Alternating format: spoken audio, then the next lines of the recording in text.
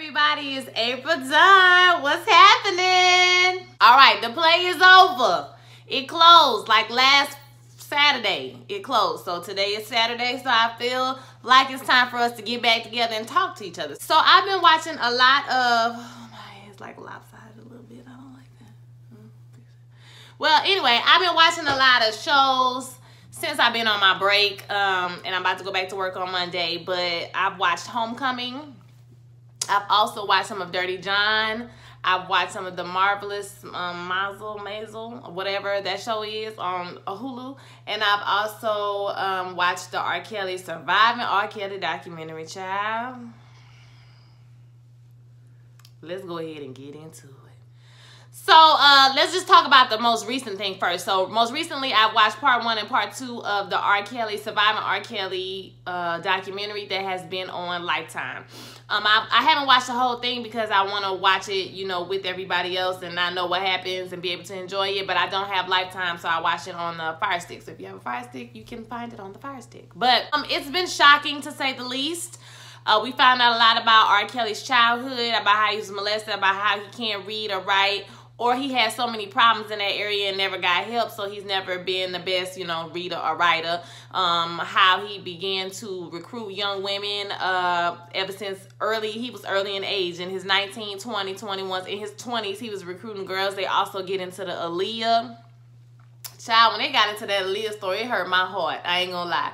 So, it's interesting to me, like, the perception of people versus the reality of people. I thought about why we didn't say anything during that time. Why didn't we care? Like, I remember when people was watching the videos, and not for a moment did I think, oh my God, you're watching child pornography. Like, in today's context, it would be like, close the computer, shut it down, you going to jail, that's a wrap, don't even look at that. I've never seen the tape, and I have no desire to see the tape. The tape, all of that stuff surrounding the tape. And the second one, the trials that happened, his marriage to Aaliyah, his marriage to Drea, is it Audrina? Drea, oh, I think that's what they call her, and how that happened. On the second one, she was like, how he had time to do all this? And I find myself thinking the same thing. How in the hell did this man have time to do all of these things that he did to all of these people? Like, to ruin all these lives and to, like, have sex with all these people. That's a lot, okay? Every time I see more, it just makes me really disgusted. It's interesting to me how they talk about him. They refer to him in the documentary like he's dead, like he's not alive no more, like he's not living and breathing and still doing concerts to this day, okay? It makes me feel some type of way about listening to the music. I'm not saying you can't ever listen to R. Kelly music. That's your choice. It's your life, right? And your stereo. Listen to whatever you want to. But I don't feel the same way I used to feel about his music, you know, other than having a fond memory of that time period. But just to think about all the stuff that the songs refer to now that we know, and, you know, all of that stuff. And I mean, when he put out music, he put out I Admit It and all of this stuff. He doesn't put out anything to make you believe, like, okay, there's reasonable doubt. Maybe he did it. No. It ain't no reasonable doubt. No. He did it. Whatever he said, whatever they said he did that shit. Yeah, so that's really been a lot to absorb, y'all. I mean, just a lot of my childhood, you know, faves is trash, okay? Just pure trash. And I mean, we was singing along. That was the soundtrack of our life when he was out here just having a child with little girls. Listen. It's a discussion that needs to be had as to why so many people knew about everything in his camp and nobody said anything. And I hate to go back to that trope of black women have no friends, but when you think about it, nobody cared about them girls having sex with him. Nobody cared about that. Nobody thought it was, you know, pressing. Nobody thought it was a big deal. Nobody, that road manager, he's pure trash, because I knew who was going on. I knew he was going on. If Sparkle was there from the beginning, you didn't know what was going on? Shavante, whatever her name was, background singer, girl, you mean to tell me he touched all them little girls and he ain't play with you too? Something in the milk ain't clean with all these people. Now y'all won't come out and tell, but when it was happening, nobody cared. Or you was outraged and you was this and you was that. Why would you bring your niece around him? Now, I know hindsight is 20/20. And, you know, maybe Sparkle, you know, maybe, I'm sure now she regrets ever going over there. But at the same time, is why would you bring your cousin over there, girl, if you knew what type of man this was and you had worked with him for so many years? Like, I don't understand that. So, all in all, I thought it was an interesting documentary. I would love to hear what you thought about that documentary. It's still going on. Got 2 more nights, I think, or 1 more night, something like that. It should be interesting to see how everything plays out. Now, I know that R. Kelly said that they was going to sue Lifetime if they went forward with it, and Lifetime said, sue us, our lawyers are ready, okay, sue us, do what you got to do, but we're going to air it. And when they tried to do the premiere of it at the theater, you know, somebody called in a bomb threat or something like that. So they've been trying everything they can do to stop the production or stop the, you know, people showing this all over. But I mean, it's time, you know, and I feel like he should have been in jail a long time ago. But I also feel like the window for him to go to jail is pretty much closed, because everybody he deal with now is like 17, 18, 19, 20, you know, still too young, but old enough to consent.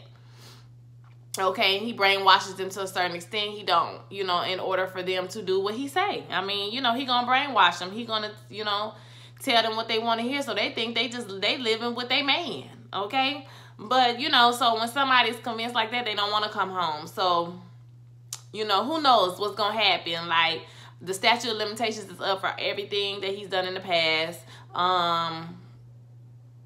Yeah, and the parents didn't even want to admit that that girl was in the video when she was in the video, when it was clearly her in the video. But she said it ain't her. Her parents said it ain't her. And they was saying that, you know, possibly they're the ones that own her masters, or own his masters, excuse me. So maybe, I don't know if that was payment to shut up, you know what I'm saying, or what the tea is with that whole situation. But it's something going on with that too. So, all in all, just crazy. The documentary, the things, the revelations that we've had have been insane. So I would love to hear your thoughts about that.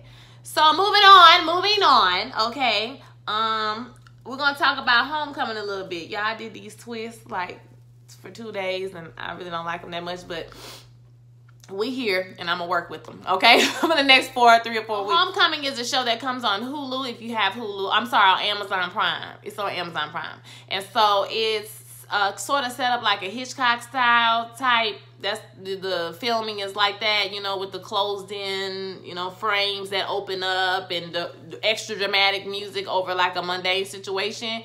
So, you know, those types of things. Even the font they use is kind of Hitchcocky, and you know, when they have the credits and stuff. It's about this place that's called Homecoming. It's supposed to help soldiers with PTSD kind of reacclimate themselves to society. And we meet the character named Victor Cruz, and Julia Roberts' character, I forgot her name, she is like the administrator over this place. Now we find out through the series of episodes that there's something else going on. There's, you know, there's subjects, they're patients, they're getting medicated, which they know to a certain extent, but their medication is a placebo. So you find out how they're getting medicated. You find out at the end what all of this is all about. Spoiler alert, if you haven't seen it, just skip past this video. Okay, skip past this part of the video. Spoiler alert. That means don't watch this part, because I'm about to tell something that happened. Okay, spoiler alert. All right. Hope you gone. So basically, we find out that they're trying to erase all their memories so they can redeploy them instead of putting them back into polite, you know, society, into their society. So, you know, Julia Roberts doesn't know all this at the beginning. She has sort of an idea of what's going on, but she does not have the full picture. And she realizes that after, you know, Victor Cruz can't even remember stories he done told her ass. Okay, he don't remember nothing. He feel fine. He feel great. He ready to go back out there again. So basically, they're just using these men like they're nothing. They don't care about them. They don't care about, you know, how this medication is going to affect them in the long run, them losing their memories and important things in their life that has to happen to them. So she kind of flips out at the end. She takes the medicine too, and then we end up, that's where we are. We find her now in her new life. She's a waitress, and you know, she can't even remember. And there's a reporter, not a reporter. He works for the general or something like that. He worked for the government, and he's trying to follow up on a complaint. And so that's how we find out all of these different things. There's her boss that comes into play later on in the season.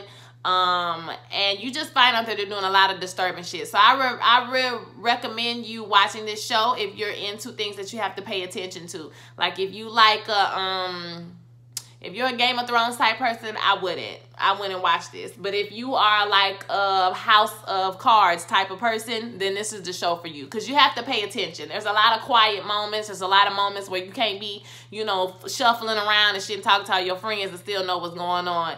It doesn't have a lot of dun-dun-dun moments like Game of Thrones, you know, where they do ridiculous, crazy stuff or whatever. Like, you're not going to find a lot of moments like that in the show. But overall, I thought it was a good show. I thought it was also nice to highlight, you know, PTSD and the problems that people do have PTSD. You know what I'm saying? You beat the word by getting with, you know, somebody who done been deployed out there in Iraq and come home, you know, and strangle your ass in the middle of the night. Okay, so you know we got to work on these problems and issues that we have. You know, I'm making light of it, but PTSD really is no joke. Like, it's nothing to play. I've also watched some of Dirty John. I haven't seen all of it, but I watched like 5 episodes, I think. Pretty interesting. I tried my best not to go and find out about the man and all his issues in real life, because this is based off a true story. If you don't know, Dirty John is a show that comes on Bravo. I don't know what night it comes on. I think it's Wednesdays, if I'm not mistaken, but I could be lying. I'm not exactly sure. It's about this woman. She's a interior designer. She has her own business. Very high profile, very, you know, doing her thing. So, you know, she's doing her thing. She's meeting men on the internet like we all do, going on a whole bunch of dates, and she ends up dating this one guy. His name is John. He look kind of plain. You know, it takes you back because she's fancy and he look regular as hell. But, you know, she kind of brushed that off to the side. The first date don't go well, but then after that, they start talking and dating, and, you know, she really likes him. She falls in love with him. Not, you know, juxtaposed to that, you have her daughters who are, like, totally, you know, taken care of. The mom is a pushover. So, you know, if you don't know who the mom is, I can't remember this name. But she was on 911, the one that left.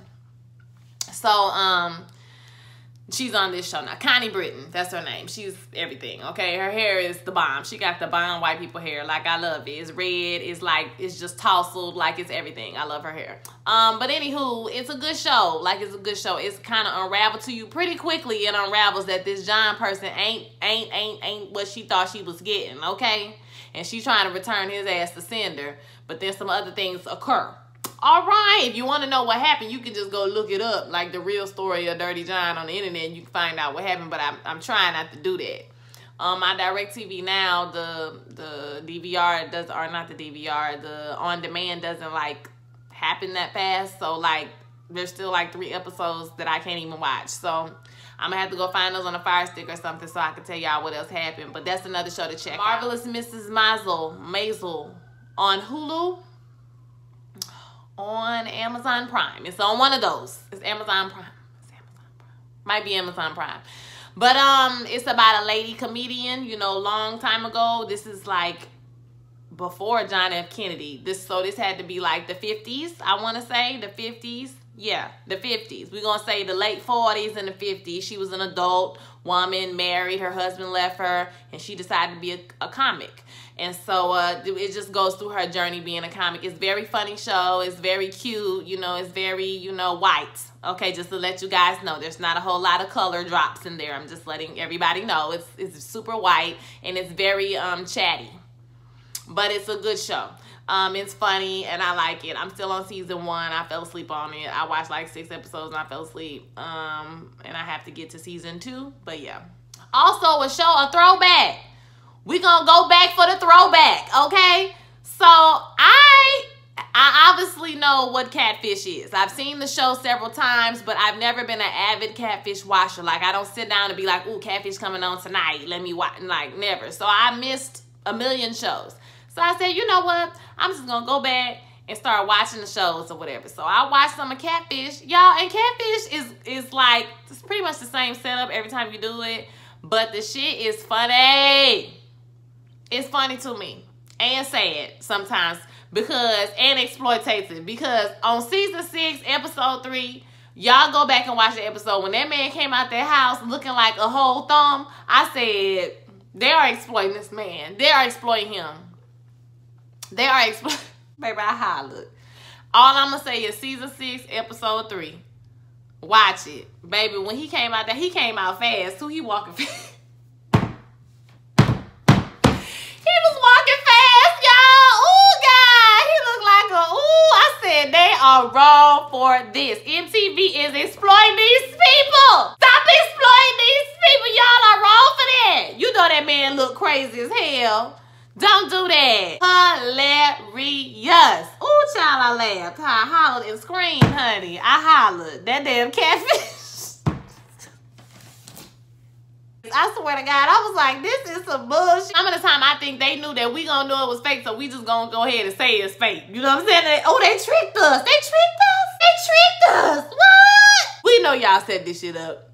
But Catfish, if you need a joy and laugh in your spirit, I want you to watch Catfish. And I watched Love After Lockdown.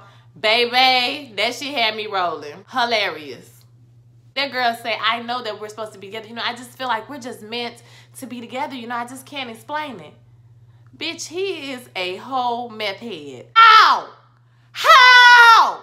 Can anybody tell me how? Why? So you left your whole family to be with a meth head. This motherfucker talking about he got to learn how to balance. He got to learn how to balance. How do you balance being a meth head?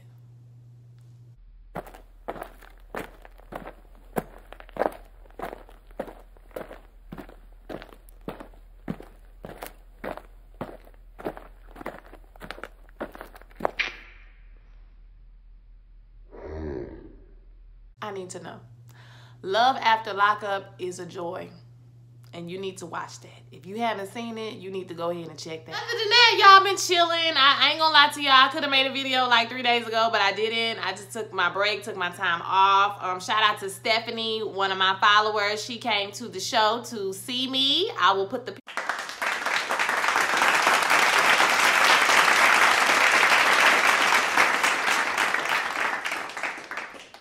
in here somewhere.